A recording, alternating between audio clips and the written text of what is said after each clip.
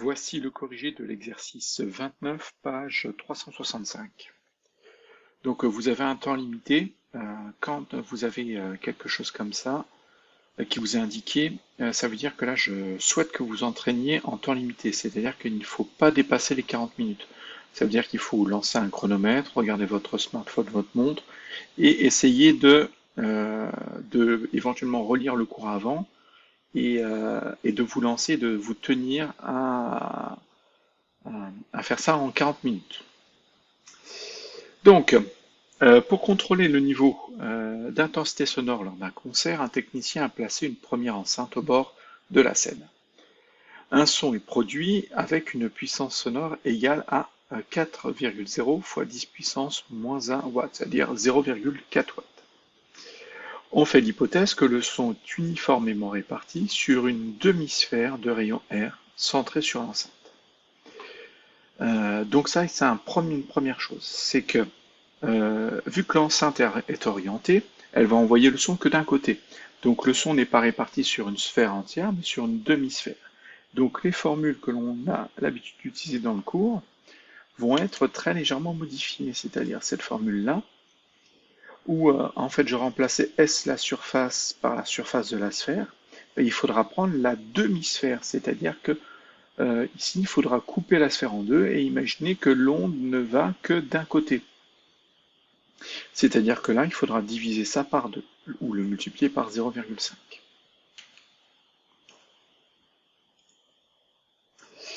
Première question. Déterminer l'intensité sonore du son reçu par un spectateur placé à 1,0 m de l'enceinte. Donc, on a la puissance, on a une distance, donc on va pouvoir utiliser cette formule. I est égal à, donc l'intensité sonore est égale à la puissance divisée par la surface sur laquelle est répartie. Et cette surface va dépendre de là on vous donne la surface d'une sphère. Attention, on travaille avec une demi-sphère, donc c'est le seul piège. Donc, pardon, ça nous donne, donc pour la première question, donc on a l'intensité sonore pour une distance de 1 mètre, c'est donc la puissance divisée par la surface, c'est donc la puissance divisée par la surface d'une sphère multipliée par 0,5. On travaille avec une demi-sphère.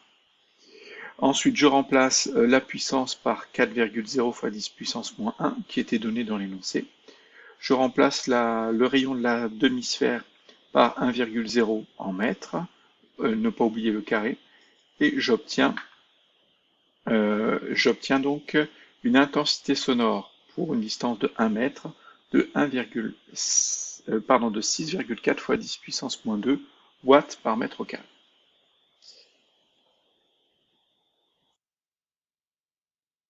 Deuxième question.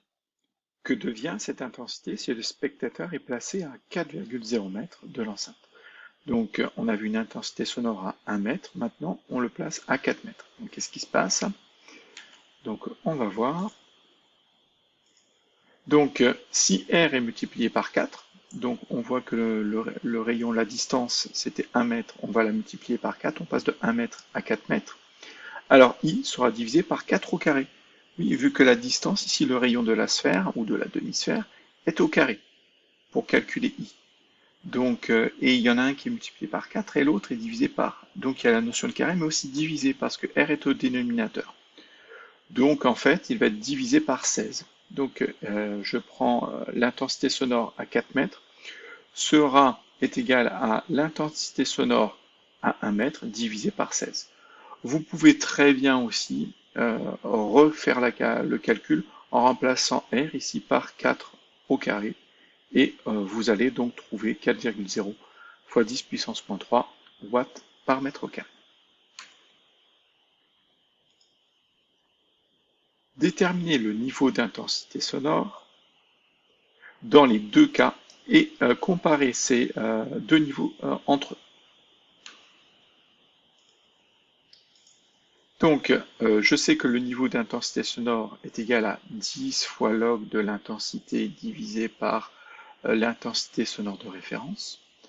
Donc, je n'ai plus qu'à appliquer. Je remplace I par 6,4 fois 10 puissance moins 2 dans le premier cas.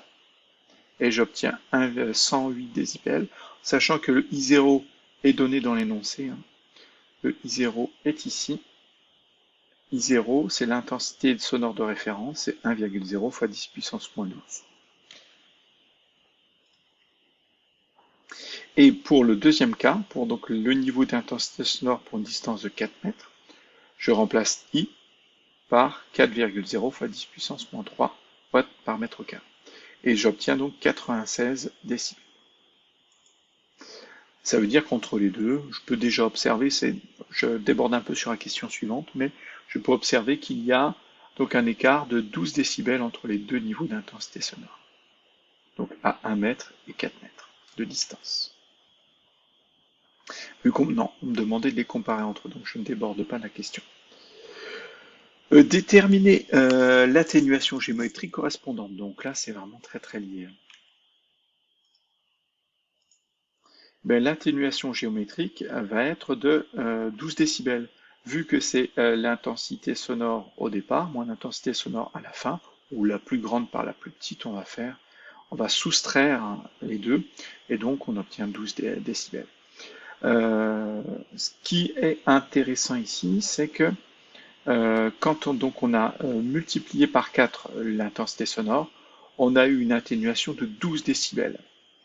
Eh ben, on peut donc en déduire aussi qu'il y aura une atténuation de 6 décibels quand il y aura la distance qui sera multipliée par 2. Donc quand la distance va doubler.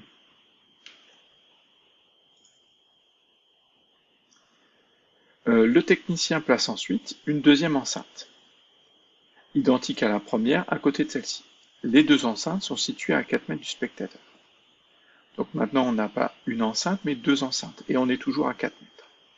Déterminer le niveau sonore du son reçu par le spectateur dans cette nouvelle situation. Donc, lorsque deux sources sonores identiques émettent un son, alors l'intensité sonore est multipliée par 2. Par contre, le niveau d'intensité sonore, lui, est augmenté de 3. Donc on avait vu ça dans un exercice précédent. Si vous voulez, vous pouvez tout à fait le recalculer. Donc c'est d'ailleurs peut-être ce qui est attendu ici. Donc, alors je n'ai pas refait le calcul. Donc le niveau d'intensité sonore pour deux enceintes sera le niveau d'intensité sonore à 4 mètres plus 3. Donc le 96 décibels plus 3. Et on obtient 99 décibels. Donc comment faire pour le recalculer? Eh bien, vous prenez l'intensité sonore à 4 mètres, vous la multipliez par 2, donc ça fait 8 fois 10 puissance moins 3, et ensuite vous calculez le niveau d'intensité sonore, donc pour deux enceintes à 4 mètres, en remplaçant I par 8 fois 10 puissance moins 3, c'est-à-dire cette valeur multipliée par 2. Et vous retomberez sur 99 décibels.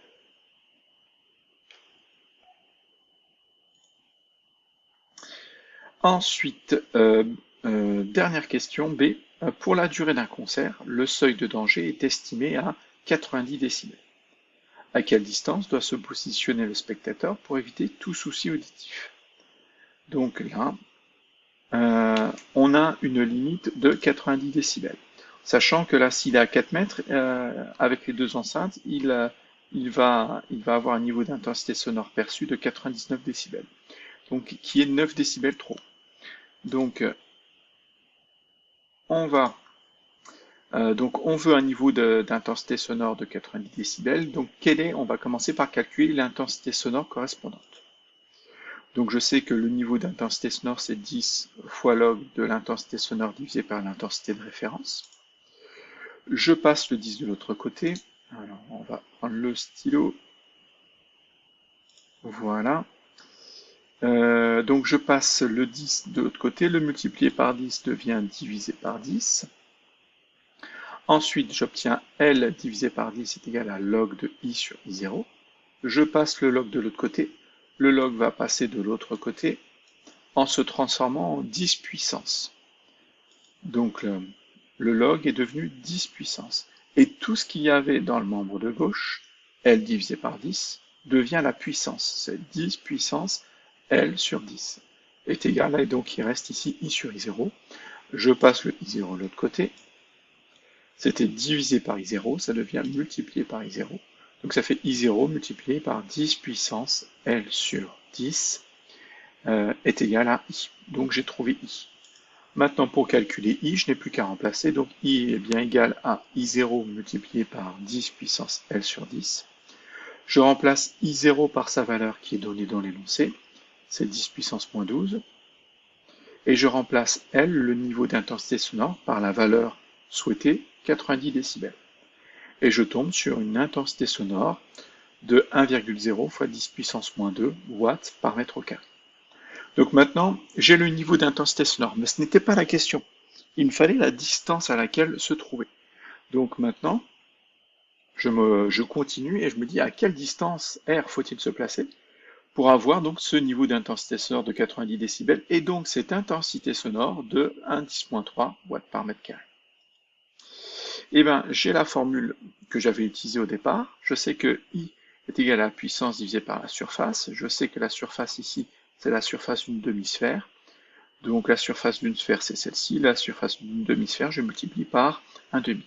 Et R, le rayon de la sphère, sépare en fait, c'est la distance qui sépare l'enceinte du spectateur. Donc je veux calculer R. Donc je vais transformer cette formule pour finalement